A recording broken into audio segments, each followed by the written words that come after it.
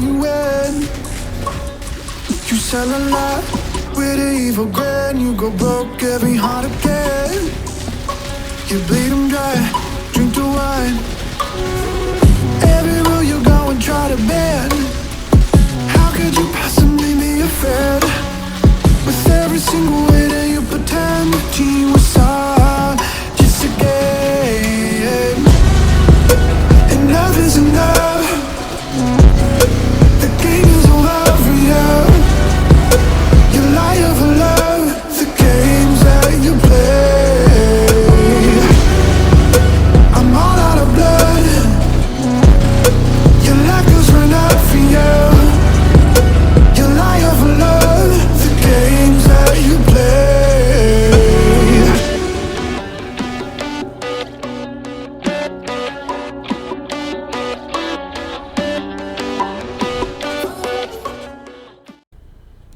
Welcome back, you filthy exiles. So I think I put up a video community comment or something like that yesterday, but I've been working on a second build for this league. Now, I by nature don't subscribe to playing meta builds, and I went on PoE Ninja and noticed that Reckoning had only had, I think this league, 0.05% of play in the game, and I went, oh well, you know what? Let's see how we go with making a Reckoning build. As you would have seen in the B-roll, it's pretty funny because bosses can kill themselves on you. You don't need a huge health pool to make this work. There is a little bit of investment, but I've managed to do it in about 6.5 exalt at this stage. This sort of is a little bit of a guide, but more of a progress build sort of update. I'll do a proper guide after I get this working and killing Cyrus. I really want to actually just have Cyrus basically murder himself on me and just have Reckoning kill him. Anyway, so let's get into a little bit about this build. So how does this work? So essentially we're running a Gladiator. We'll just click some buttons. We're running a Gladiator, but we're doing a bit of a spin on it. So we're not actually running a weapon. Now, for players that aren't sort of up to date with how this works, there is an item in the game called the Facebreaker strapped mitts, which essentially gives you a modifier to your total damage, physical damage, with unarmed attacks if you're not using a weapon, obviously being unarmed. So it also gives you some crit and whatnot. Basically, what you're doing is you're scaling your physical damage to attacks by your Facebreaker mitts. So as soon as you put a weapon on this, it'll drop your DPS down to garbage. Right now, without any sort of totem buffs, tooltip is 235k just for my Reckoning. Cyclone is hitting pretty hard. This right now gets up to about 400,000. This gets up to about 450, up to 500,000 per every block. And obviously I'm not close to min and maxed yet, but I'm going to get there eventually. So how did I do this? What is the key item that makes this build work? Well, it's basically relegated on 3 key items. One being the Surrender. And this gives you essentially a 4 link, which equates to a 6 link worth of damage. I think someone did a check up on the DPS drop, and you only lose like maybe 10% damage for running the Surrender as opposed to running a full 6 linked Reckoning chest. And then on top of that, we're going to use the Abyssus, which takes a little bit of working around to get the tree to work so that you're not so susceptible to damage. I had to play with this a bit. I looked at a few other people's. I think there's only like 2 other build guides where this is actually workable that I've seen. So I basically played with what a couple of other guys had done, and then sort of modified this to the way that works for me, works for my playstyle, and also works quite well. As you can see, I can do T16 maps quite easily with this. There is still more damage to be had, but this is pretty. I'm pretty happy with the result right now. So we're using the Abyssus. This gives you 40 to 60 physical damage per attack. It also gives you increased all attributes. The caveat of this, though, at all the benefits of melee crit multiplier and everything, is that you're susceptible to 42, and in this case 42% increased physical damage taken, which is the biggest issue. If your shield doesn't block, and I think I've clocked this on 79 up to, I think it gets to like 86% block chance after it stacks on the Gladiator Ascendancy. If you get smacked in that 14%, you might very well be dead. So just be aware that this is can somewhat be a risky build. I've got it working, so I've got enough tankiness to handle those hits, at least one.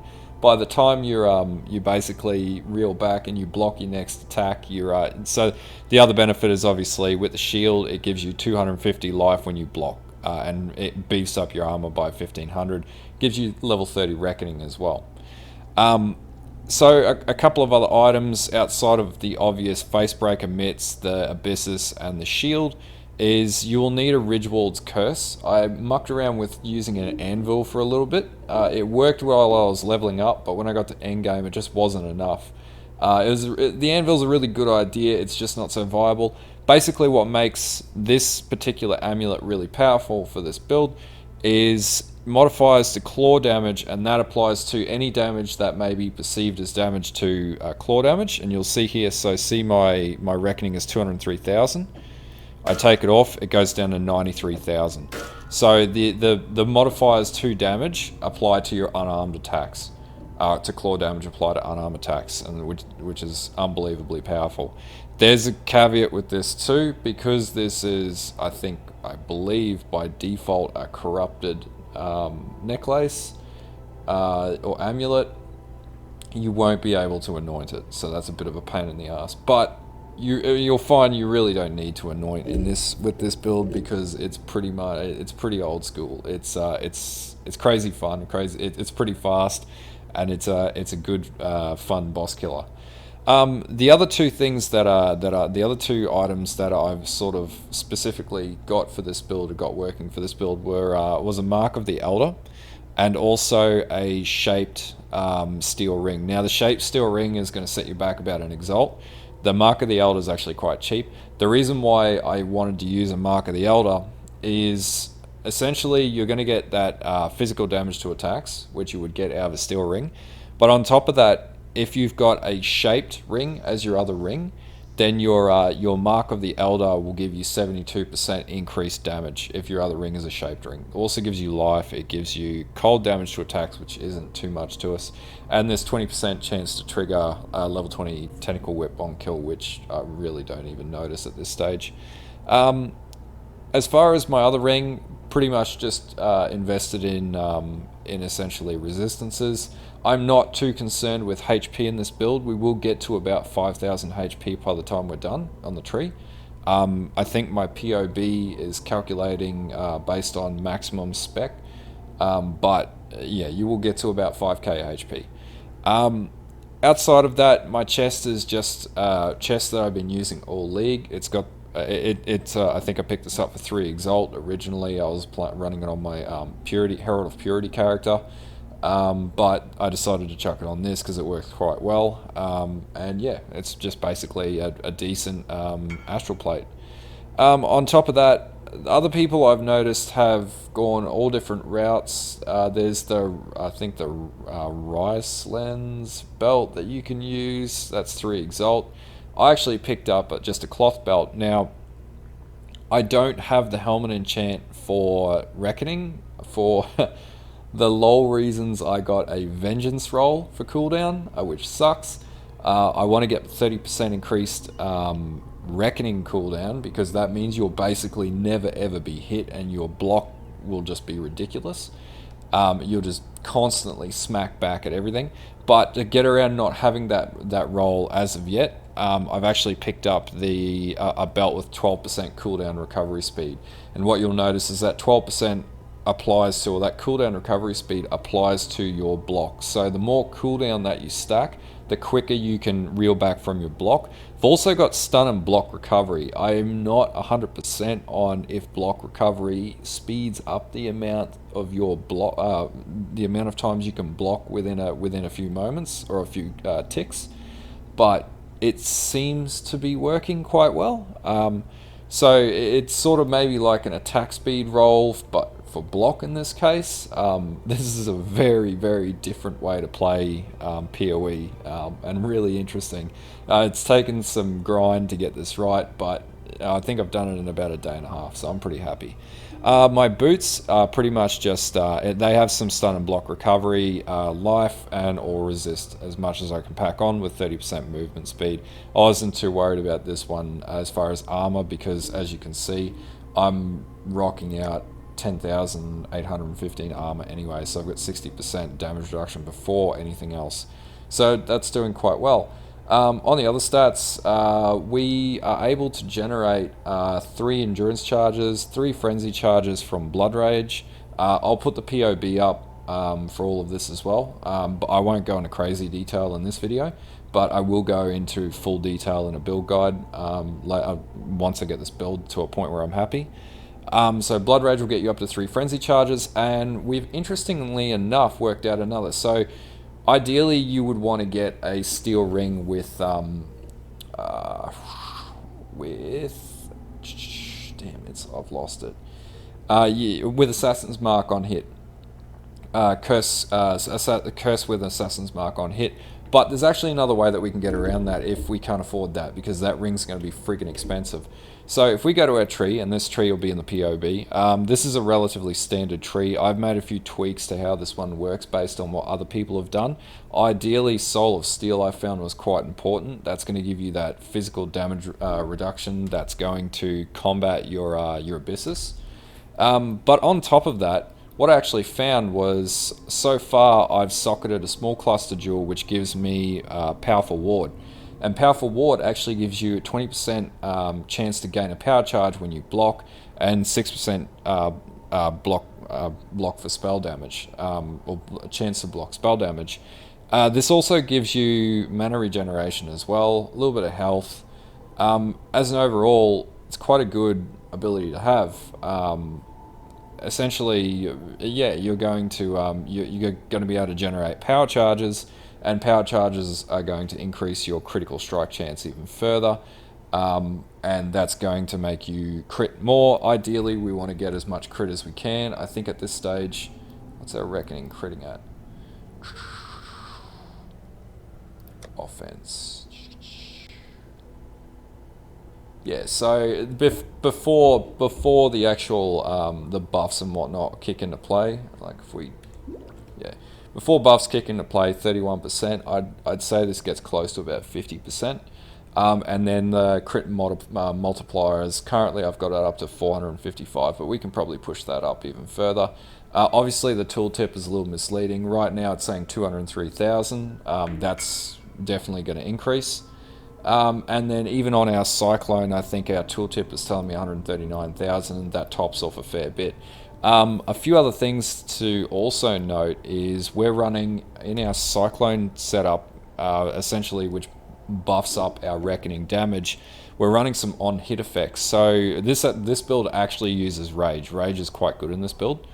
And you'll see it in the POB. It gives you physical damage with, it gives you base physical damage, which is quite good. Also give you, I think it gives you attack speed and movement speed as well. On top of that, we're running Impale. We're also running Maim. So we're maiming our enemies, we're impaling our enemies, and then we're going to hit them with our shield, which is already doing huge crits. So that's going to basically deck enemies. And you would have seen in the B-roll, I think I killed Zoff with like 2 or 3 hits from my shield. It was ridiculous. And yeah, that's pretty much the build as an overall. Your jewels, you want to basically max out crit wherever you can. There's a bit of a sustainability problem with mana gain, with mana. So what I ended up doing is rolling Viridian jewels that gave me damage with my shield, increased my crit multiplier, and also gave me mana on hit, which you get about 2 on hit. And I think I'm rolling 2 of those currently. Where's the other one? That's the other one there. And obviously, wherever you can increase claw damage, that's going to increase your damage further because of your Ridgewald's Curse. Yeah, that's pretty much what I've got it running with right now. Yeah, as an overall, so far, it's a reasonably enjoyable build, or a very enjoyable build. It's very different. It's a very different play style. Yeah, I want to sort of flesh this out a little more and work on this this cluster here. Maybe put my next 5 points to that. Alternatively, I might also put my next 5 points to this and get Path of the Warrior. That's going to increase my damage further, and it's going to give 5% negative 5% physical damage reduction to enemies as well. So, yeah, there's still a little bit more to go. I'd say by level 90, I should be swinging and hitting pretty hard. But yeah, as an overall, it's quite good. Anyway, I'll put all this information in the POB will be in the description below. And as always, if anyone's got questions about how to get this build working, or what you can, how to level it up or whatnot, put a comment in the comments. And I try to get to everyone as quickly as I can, but I work a full-time job and everything too, so I can only balance so many things, but I try my best. And yeah, if you like this video, if this gives you something interesting to play, and I should probably add, Vengeance is also another alternative. So if you don't want to run a shield build and you want to run dual swords on the Gladiator, and that's actually, sorry, before we go any further, I should probably explain how this actually works from the Gladiator Ascendancy too. So there's a lot of max block builds going around. As you can tell, I'm a bit at riffing this video a little bit. Basically, the Gladiator lets you match your spell block with your attack block. So as long as your attack block is maxed out, your spell block will be maxed out, which is why this build works. If you were only to max out your attack block, you would essentially not be able to do this build because you would die to spells constantly. The other thing that makes this build quite good is you'll get challenger charges as well. You will need to run a few auras, which you'll see in the POB, but essentially you have no choice but to run Flesh and Stone, because in order to get challenger charges while you're mapping, you need to run in sand mode. Or sand stance, and then when you're fighting a boss, you want to switch to blood stance, which also, I believe, maims the enemy, increasing the damage that you do to the enemy, and also gives you challenger charges, which increase your attack speed as well by attack and movement speed by 2%, which essentially ramps up your damage, which I consistently forget to do. And yeah, and what I've found, even in like T16 boss fights, metamorph fights and whatnot, I'm generally not dying at all. It's more of just a battle of attrition at the moment while I'm still pushing that damage up, and also because I forget to run blood stance all the time. Anyway, if you like this video, like and sub. If you think it's shit, downvote it.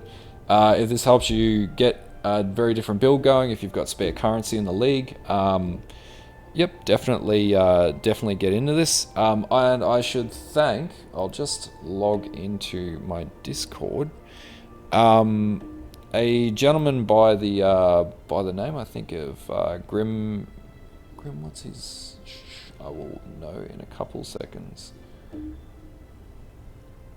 Grim Reaper. I'd like to thank Grim Reaper for throwing a 4 exalt at me for this one, and asking me to look at doing something a little bit crazier and different.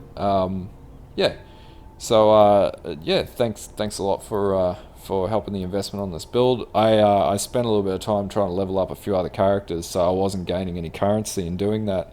So yeah, he helped me out big time on this one. And anyway, until pardon me, until next time, bye.